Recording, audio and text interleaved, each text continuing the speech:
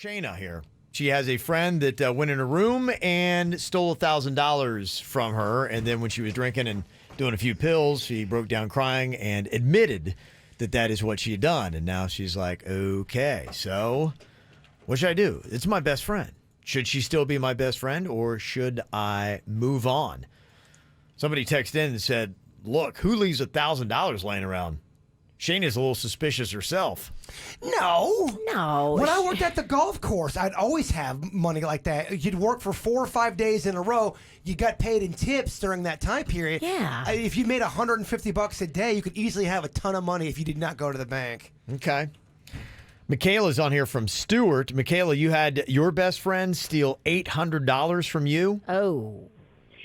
I did, yeah. So it was a good friend of mine who I ended up inviting to be my roommate. It was actually my first house that I bought. And he had kind of a rough past. He was a drug addict, and I knew that. But he was working the program. He had chips and everything and was clean. I'd let him borrow my car to go to meetings. Like, I fully trusted him and everything. And then one day I just happened to log into my bank account, and I saw some money was withdrawn in the form of checks. And it added up to be about $800, but he was doing it like in small amounts, $20 here, $60 here. So I didn't notice the account being drained.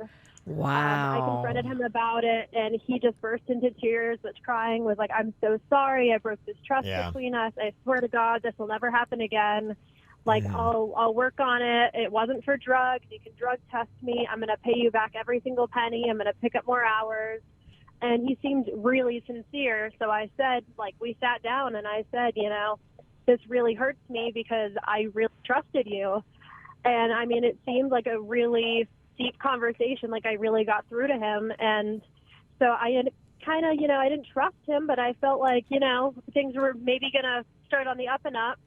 And a few days later, 3 days later, I came home and a bunch of stuff was stolen from me. All of his stuff was gone. It was right around my birthday. He actually stole a bunch of gift cards out of my birthday card. Oh, my and then gosh. on top of it, he actually left his dog with me, too. Oh. So he left his dog behind, took all of his stuff, my stuff, and took his car and left.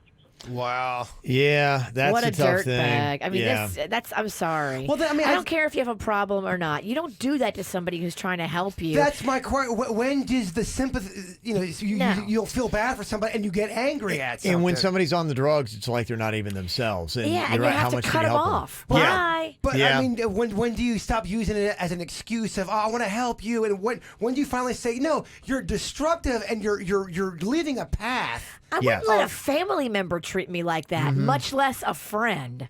I'm sorry. You have to self-preserve. Well, because she really is the victim here. She's the one that... Truly. I mean, she got robbed from her best friend. So one and done seems like that should be it, no matter what, whether there's pills involved or not. If not, she's got a horrible best friend that would go in and steal money from her. You got a big character issue. That shouldn't be one of your close friends. And if she's got the drug issue, that could be even tougher. Somebody else who texted in who said they're in the exact same or been in the exact same situation with their best friend said that they started having their best friend steal from them, and then ended with them bringing their drug dealer friends to my house to case it, to steal stuff. Oh, my gosh. So apparently they had a conscience about, well, I can't steal from my best friend, but you can. Somebody else can. That's still, you're still pulling the trigger, baby. Oh, that's even scarier because now you got drug dealers casing your house to steal your stuff to try to get money so that this person can get drug cash.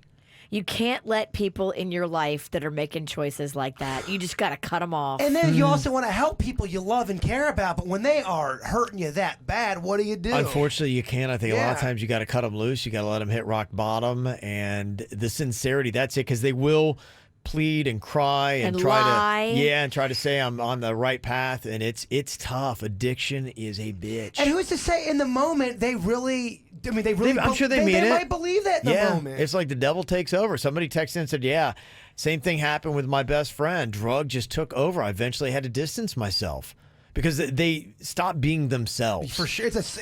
You become soulless. They're a different version of themselves. And that's not, the person that you became best friends with is not there. That's at that true. moment. That's true. Yeah. So it sounds like that's probably, unfortunately, the best thing Not only for you, but for your friend as well. Any other comments? You can hit us up via text 877-979-9763 or send us emails mail@kvjshow.com, mail@kvjshow.com.